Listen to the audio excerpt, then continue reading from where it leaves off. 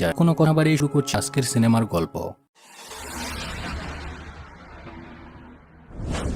গল্পের শুরুতে আমরা ইথান নামে একটা ছেলেকে দেখতে পাই, যে কিনা একটা উঁচু পাহাড়ে দাঁড়িয়ে তার স্ত্রী এমাকে নিয়ে কাটানো ভালো মুহূর্তগুলো কল্পনা করছিল। এত ভালো মুহূর্তের পরেও হয়তো অনেক খারাপ কিছু একটা হয়েছিল। তারপর একটা বন্দুক হাতে নিয়ে ইথান নিজের মাথায় গুলি করে আত্মহত্যা করে। কিন্তু কি এমন হয়েছিল যার জন্য তাকে আত্মহত্যা করতে হলো? সত্যিটা জানার পর হয়তো আপনার মাথা ঘুরে যাবে। তারপর দৃশ্য পেছনে চলে আসে।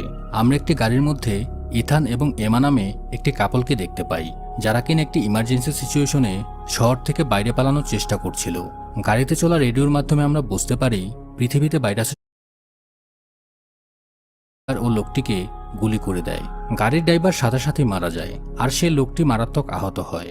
তখন মহিলাটি বাইরে এসে লোকটির গালে চড় মারায় লোকটি বেহুশ হয়ে যায়। তারপর ইথানকে সে জানায় তার নাম ম্যারি।